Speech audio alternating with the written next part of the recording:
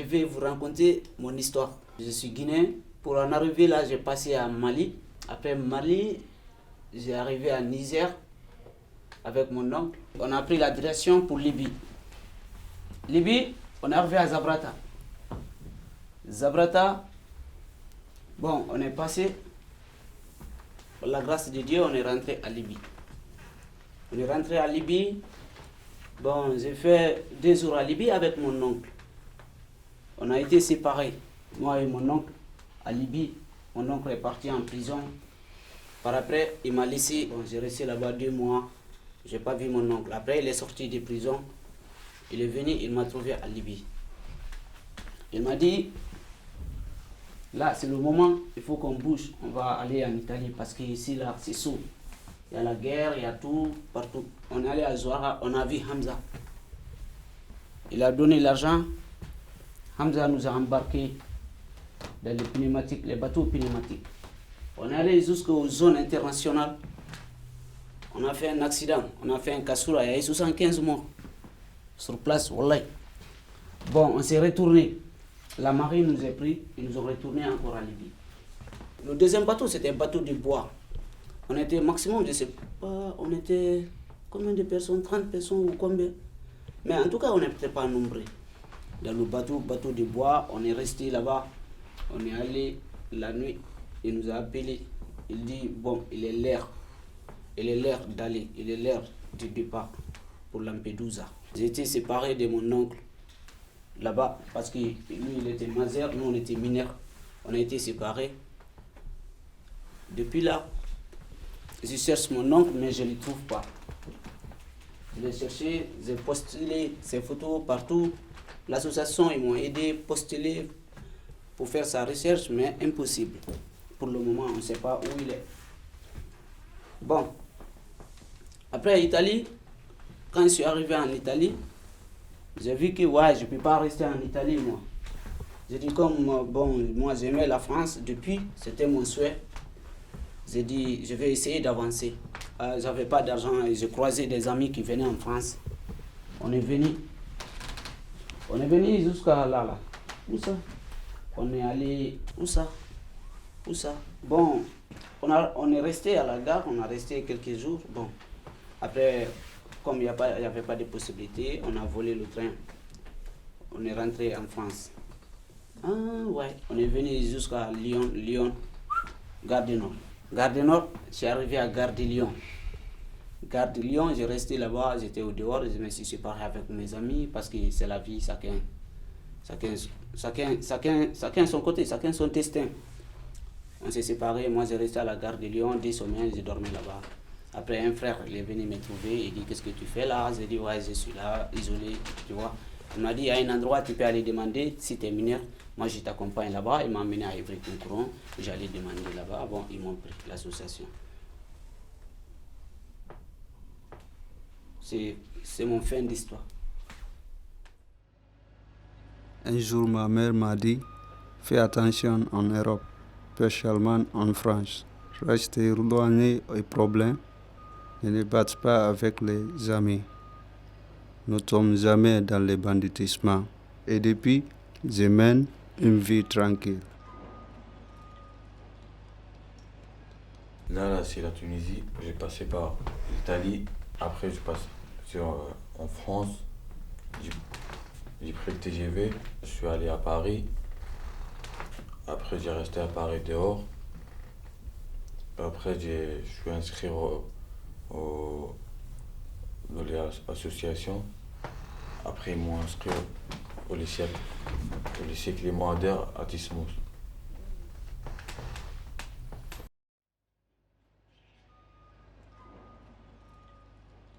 Un jour, mon oncle m'a dit, nul n'est plus sensé que celui qui croit à sa chance.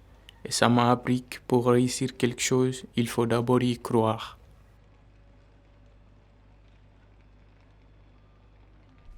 Là, c'est la Côte d'Ivoire. Ici, c'est le Mali. Là, c'est l'Algérie.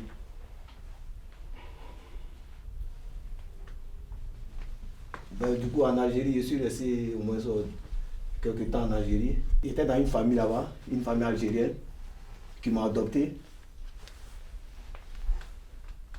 qui m'ont inscrit à l'école, qui m'ont beaucoup aidé dans mon parcours. L'Algérie, bon ici c'est Tlemcen, la frontière entre l'Algérie et le Maroc. Je suis rentré au Maroc, j'étais à la Youm. C'est là que j'ai voyagé, je suis rentré en Espagne. De l'Espagne, je suis venu en France. Un jour, mon vieux m'a dit, il faut être sérieux dans tout ce que tu fais dans la vie, patient et endurant. J'ai quitté Guinée pour arriver au Mali. Après Mali, j'ai arrivé au Maroc. Après Maroc,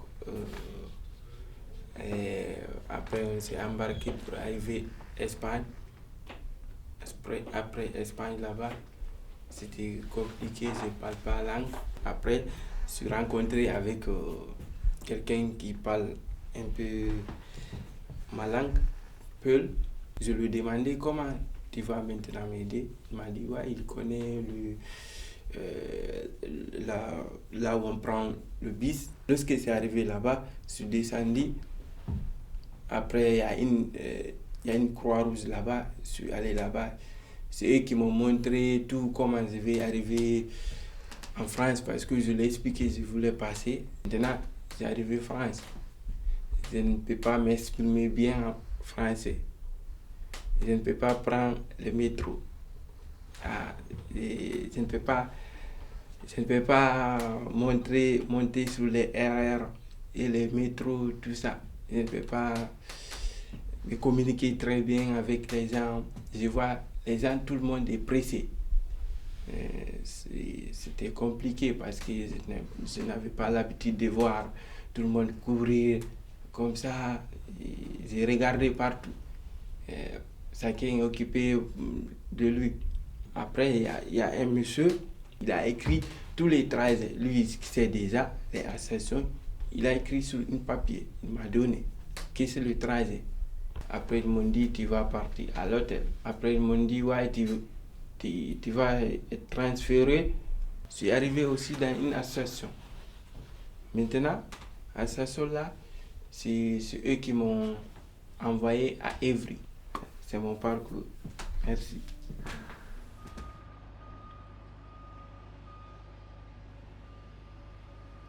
Un jour, mon père m'a dit, mon fils, il faut être toujours gentil dans la vie, car un jour, je ne serai plus là.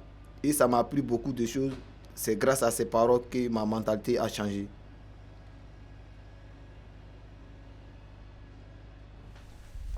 Un jour, j'étais en Côte d'Ivoire dans ma ville. Les gens sortaient beaucoup pour aller en Europe. Bon, un jour, moi, je me suis dit, je voulais aller en Europe quand je n'avais pas d'argent. Un jour, je suis allé, j'ai fouillé les affaires de ma maman. J'ai vu son argent, j'ai pris l'argent et je ne connaissais pas la route aussi. Donc, j'ai donné l'argent à une grande personne qui pouvait m'indiquer la route et partir avec moi. Donc, je lui ai donné l'argent. On est quitté en Côte d'Ivoire, on est arrivé au Mali. Arrivé au Mali maintenant, on a cherché les coxers, ceux qui faisaient voyager pour aller en Algérie. On est aussi allé en Algérie. L'Algérie, moi et puis le vieux, on s'est séparés là-bas parce que moi je voulais aller au Maroc, lui il voulait aller en Libye. Fait au moins quelques mois là-bas, ça n'a pas marché, donc j'étais obligé maintenant de me retourner en Algérie pour pouvoir partir en Libye, là comme ça rentrer en Italie. Je suis parti en Libye, j'ai fait 1 mois, 2 semaines en Libye. Après, je suis rentré en Italie. Je suis resté en Italie là-bas près de 8 mois. J'étais à l'école. J'étais dans une association. Ils m'ont mis à l'école tout et tout. Mais comme je ne comprenais pas la langue italienne, donc je ne vais pas rester en Italie. Arrivé maintenant à la frontière d'Italie, au Ventimille pour rentrer à Nice, j'avais plus d'argent sur moi. Maintenant, pour payer le transport pour rentrer en France, j'avais même pas ça. Donc on a pris la route, maintenant on a commencé à monter les collines pour essayer de rentrer en France. Maintenant, arrivé sur le territoire français à Menton, la police de frontière nous a attrapés là-bas.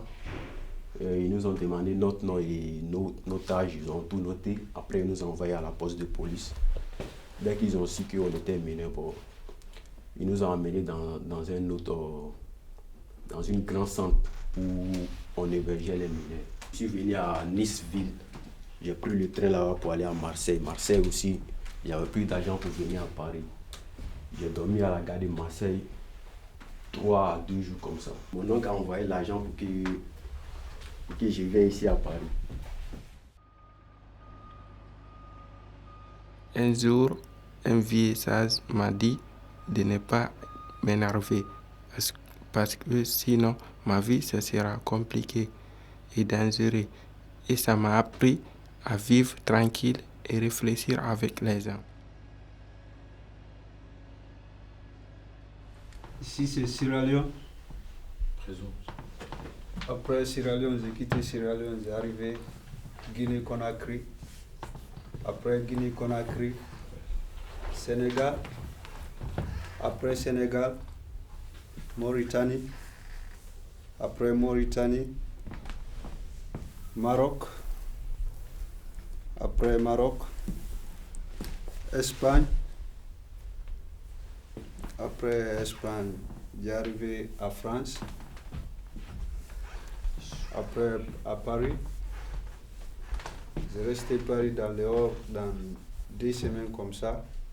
Après, j'ai parti Evry, j'ai demandé là-bas, prends-moi pour sage.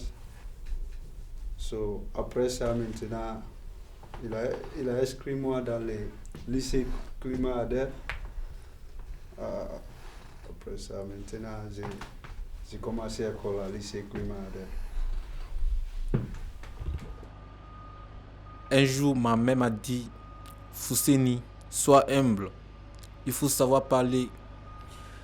Il faut savoir pardonner aux autres.